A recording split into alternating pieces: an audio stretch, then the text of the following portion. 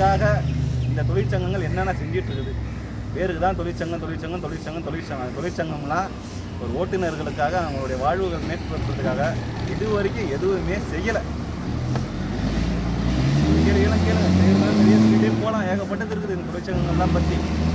அவங்களுடைய ஆதாயத்துக்காக தான் அந்த தொழிற்சங்கங்களை ஏற்படுத்தி நடத்திட்டு இருக்கிறாங்க. ஒரு ஓட்டுநர் சார்ந்து அந்த ஓட்டுநருக்காக ஒரு தொழிற்சங்கங்கள் இப்போதைக்கு இல்லை.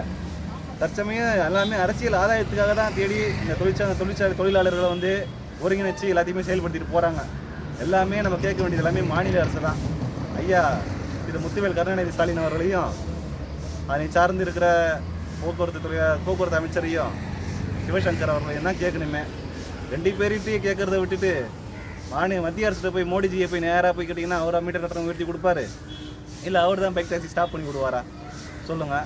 அப்புறம் என்னத்துக்கு மாநில அரசில் இங்கே ஐயா முத்துவேல் கருணாநிதி ஸ்டாலின் வந்து முதலமைச்சராக இருக்கிறாரு, இங்கே அமைச்சர்கள்லாம் இருக்கிறாங்க, என்னத்துக்கு இருக்கிறாங்க சொல்லுங்கள், கேட்டு தெரிஞ்சுக்கிறேன். நான் என்னுடைய கோரிக்கைகள் ஏகப்பட்டது இருக்குது. முதன்மையான கோரிக்கைகள் ரெண்டு தான் ஐயா, ரெண்டு தான். நிறைய கோரிக்கைகள் இருக்குது, ஏகப்பட்டது. எங்களுக்கு அவ்வளோலாம் வேணாம். முதன்மையான கோரிக்கைகள் ரெண்டு கோரிக்கைகள். 2013 ஏற்றின மீட்டர் கட்டணம் உயர்வு இது வரைக்கும் மீட்டர் கட்டணம் உயர்த்தலை. 2025 ஆயிடுச்சு, கிட்டத்தட்ட 13 வருடங்கள் கடந்து போயிடுச்சு, ஒன்றும் மீட்டர் கட்டணம் உயர்த்தலை. அப்போது ஏற்பட்ட மீட்டர் கட்டணம் 12 ரூபாய் நிர்ணயம் பண்ணாங்க. அம்மையார் முதலமைச்சர் ஜெயலலிதா அவர்கள் இருந்தப்போ நிர்ணயம் பண்ண மீட்டர் கட்டணம் உயரம் இப்போ ஆயிடுச்சு. கிட்டத்தட்ட 13 வருடங்கள் கடந்து விட்டது. இன்னும் அந்த 12 ரூபாயிலேருந்து 1 மீட்டர் கட்டணம் உயர்த்தலை. முதன்மையான கோரிக்கை இதுதான். ஃபஸ்ட்டு அந்த மீட்டர் கட்டணத்தை உயர்த்துங்க. அப்போதுல இருந்த எரிவாயு விலை என்ன, அப்போதுல இருந்த பெட்ரோல் விலை என்ன, அப்போ இருந்த டீசல் விலை என்ன, அப்போதைய பொருளாதார பிரச்சனைகள் என்ன, அப்போதைய பொருளாதார வசதிகள் என்ன, எல்லாமே மாறிடுச்சு டோட்டலாகவே. வீட்டு வாடகையிலேருந்து கரண்ட் பில்லேருந்து இந்த இவர் ஆட்சி அமைச்சதுலேருந்து ஏற்றிட்டாரு. மின்சாரம் கட்டணம் 2 தடவை 3 தடவை ஏற்றிட்டாரு. அரிசிக்கு ஜிஎஸ்டி போட்டாங்க. டோட்டலாக கல்வி கட்டணங்கள் எல்லாமே உயர்ந்துட்டே தான் போகுது. என்னுடைய அன்றாட பிரச்சனை தீரணும்னா ஒரு நாளைக்கு நாங்கள் 2000 ரூபாயிலேருந்து 2500 வரைக்கும் வண்டி ஓட்டியே ஆகணும். அப்போ தான் எங்களுடைய வருமானத்தை ஈடு கட்ட முடியும். இந்த 12 ரூபா கிலோமீட்டரில் நாங்கள் வண்டியை ஓட்டிட்டு இருந்தோம்னா நான் ஒரு வருஷம் நாங்கள் வண்டியை தொடர்ந்து இயக்கிட்டு இருந்தோம். அந்த வண்டியும் போயிடும். நாங்கள் அடுத்த வருஷம் மருத்துவமனையில் போய் படுத்துக்க வேண்டியது தான். 2012 இருந்த காலகட்டம் எங்கே இருக்குது, 2025 காலகட்டம் இருக்குது. எங்களுடைய வாழ்வை மேம்படுத்தவே மாட்டீங்க. எத்தனை ஆர்ப்பாட்டங்கள், எத்தனை போராட்டங்கள் பண்ணிகிட்டே தான் இருக்கிறோம். நாங்களும் இந்த ஓட்டுநர்களை ஒன்றிணைச்சு இந்த ஓட்டுநர்களுக்காகவே இந்த அவங்களே இப்போ ஒரு போராட்டம் சொன்னால் வரமாட்டேன்றாங்க. ஏன்னா எத்தனை போராட்டங்கள் பண்ணுறது? ஒரு போராட்டம் பண்ணலாம், 2 போராட்டம் பண்ணலாம், இல்லை ஒரு 5 போராட்டம் பண்ணலாம், இல்லை ஒரு 10 போராட்டம் பண்ணலாம். போராட்டம் பண்ணிகிட்டே இருந்தால் இந்த அரசோட காதுகளுக்கு கேட்குதா இல்லையா? அப்போ என்னது தான் நீங்களும் இந்த முதலமைச்சர் அமைச்சர் சீட்டெல்லாம் உட்காந்துட்டு இருக்கிறீங்க. எங்களுடைய கோரிக்கைகள் எதுவுமே உங்களுக்கு கேட்கலன்னா நீங்களாம் போயிருங்க, பதவி வீட்டிலே இருக்காதீங்க. நாங்களாம் உழைச்சி நாங்களாம் என்ன பண்ணுறதுன்னு எங்களுக்கே தெரியல. உழைச்சி நாங்களாம் ஜிஎஸ்டி இந்த ஒரு டயர் வாங்க போனால் ஜிஎஸ்டி கட்டுறோம் எல்லாமே கட்டிட்டு வரும். ஒரு பொருள் ஆட்டோ ஸ்பேர் பார்ட்ஸ் வாங்க கூட எல்லாத்தையுமே கட்டிட்டு தான் இருக்கிறோம். எல்லாத்தையுமே கட்டி தான் எங்களோட வாழ்க்கையில் தானே எங்களுக்கு ஓடிட்டு இருக்குது இந்த அரசாங்கம். அப்போயே இந்த அரசாங்கம் எங்களோட கோரிக்கைகளை நிறைவேற்ற மாட்டுது. எத்தனை ஆர்ப்பாட்டம் பண்ணிட்டு இருக்குது நாங்களும். அதுக்கடுத்து பைக் டாக்ஸி ஒன்று எங்களுக்கு இந்த எண்ணோ போர்டை மாற்றிட்டு ஒயிட் போர்டை மாற்றுங்க, இல்லையா பைக் டாக்ஸியை ஸ்டாப் பண்ணுங்க. 2த்துல ஏதாவது ஒன்று செய்யுங்க. ரெண்டாவது நான் கோரிக்கையை வச்சுட்டு இருக்கோம். உங்களை பைக் டாக்ஸி நாங்கள் ஸ்டாப் பண்ணுங்கன்னு சொல்லவே இல்லை. அவங்களுடைய வாழ்க்கையும் இருக்கட்டும், பரவாயில்ல, அவங்க கஷ்டப்படுறாங்கன்னு சொல்கிறீங்க, இருக்கட்டும். நாங்களும் அதுக்காக எத்தனையோ ஒரு போராட்டம் பண்ணியாச்சு. எங்களுக்கு இந்த ஒயிட் போர்டை மாற்றி விட்ருங்க. நாங்களும் வருஷம் எஃப்சி பண்ண மாட்டோம்ல. நாங்கள் மட்டும் வருஷம் எஃப்சி பண்ணணும், இன்சூரன்ஸ் போடணும், பின்னாடி வர பேசஞ்சர் நாங்கள் இன்சூரன்ஸ் போடணும், எல்லாமே நாங்கள் செஞ்சணும், எல்லாமே நாங்கள் தலையில் வாரி போட்டுக்கணும். ஒன்றுமே இல்லாமல் அவங்க வந்து பைக் டாக்ஸி வச்சுட்டு விட்டு போயிடுவாங்க. 30 ரூபாய்க்கும் 50 ரூபாய்க்கும் கேட்டால் அதில் வந்து கம்மின்றீங்க. அதில் வருஷம் அவர் எஃப்சி பண்ணால் தெரியும், இன்சூரன்ஸ் போட்டால் தெரியும். எல்லாமே அவங்களுக்கு என்ன கஷ்டம் இருக்குதுன்றதுல தெரியும். எந்த ஒரு கஷ்டமே அவங்களுக்கு தான் எதுவுமே இல்லையே. ஓன் போர்டு வண்டியில் வந்து ஒரு கஸ்டமரை பேசஞ்சரை கூப்பிட்டு போகிறாரு.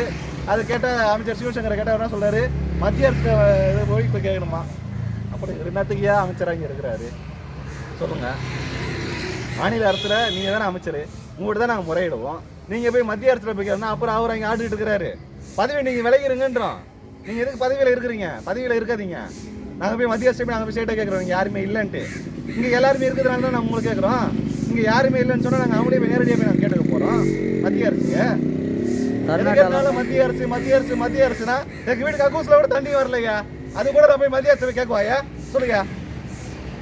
சொல்லுங்க நியாயமாக தான் சொல்லுங்கள். நான் அது கூட மத்திய அரசு போய் நான் கேட்டுக்கிறேன். எங்கள் வீட்டுக்கு அக்கூசில் தண்ணி வரல சார், நான் போய் மத்திய அரசு போய் நான் போய் கேட்டுக்கிறேன். நான் மாநில அரசு நான் வரிக்கை தான் கட்டுவேன், ஆனால் நான் மாநில அரசு எதுவுமே கேட்க மாட்டேன், மத்திய அரசு தான் நான் கேட்பேன். நான் போய் கேட்குறேன். என்ன தொழிற்சங்கங்கள் இதெல்லாம்? எல்லாத்தையுமே மத்திய அரசுன்னு போயிட்டு இருக்கீங்க. அப்புறம் என்னத்துக்கு மாநில அரசு வந்துருக்குறீங்க?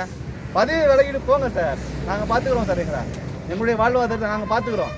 ஒரு மீட்டர் கட்டணம், அட்லீஸ்ட் ஒரு மீட்டர் கட்டணம் உயர்த்த முடியல. கேட்டால் அரசு பரிசீலனையில் உள்ளது. கேட்டா அரசு பரிசீலனையில் உள்ளது. எத்தனை வருஷமா? 4.5 வருஷமாவா அரசு பரிசீலனையில் உள்ளது? 4.5 வருஷமா ஒரு ஜீவோ பாஸ் பண்ண முடியலன்னா நீங்க எதுக்கு இங்க உட்காந்து நிக்கிறீங்க சொல்லுங்க? 4.5 வருஷம் ஆச்சு ஆட்சி வந்து. திராவிட முன்னேற்ற கழகம் திராவிட மாடல் ஆட்சிக்கு வந்து 4.5 வருஷம் ஆயிடுச்சு. ஒரே ஒரு ஆட்டோ மீட்டர் கட்டணம் உயர்வுக்கு ஒரு ஜீவோ பாஸ் பண்ண முடியல. கேட்டால் அரசு பரிசீலனையில் உள்ளது, தீவிரமான பரிசீலனையில் உள்ளது. அதே முதல் கொண்டு கேட்டால் ஐயா உங்களுக்கு தான் வேலை போயிட்டு இருக்குது, முதலமைச்சர் டேபிள் மேலே வச்சுட்டோம் ஐயா, கையெழுத்து போட்டு வரணும் ஐயான்றாங்க. முதலமைச்சர் டேபிளுக்கு போய்ச்சானு தெரில, வந்துச்சானு தெரில, எடுத்தாச்சுன்னு தெரில. இதில் முதலமைச்சருக்கு பார்வைக்கு தான் போச்சா இல்லையான்றதே தெரியல.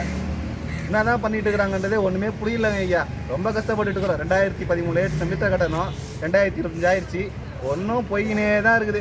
அரசு பரிசீலனையில் உள்ளது. எத்தனை வருஷம் இதே சொல்லுவாருன்றதுன்னு தெரில.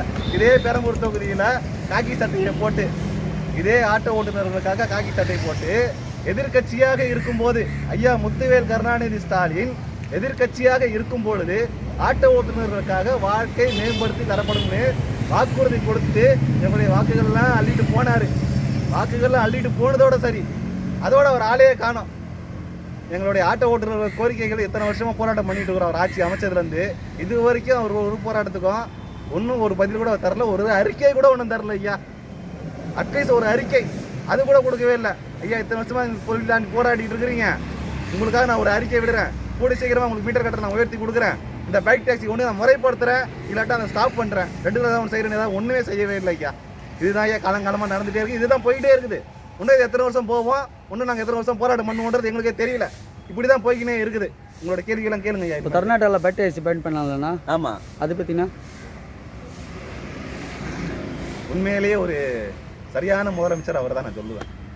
பைக் டாக்ஸியை ஸ்டாப் பண்ணியிருக்கிறார். அவர் முறைப்படுத்தியிருக்கலாம். முறைப்படுத்துறது அவங்களுடைய தனிப்பட்ட விஷயம்.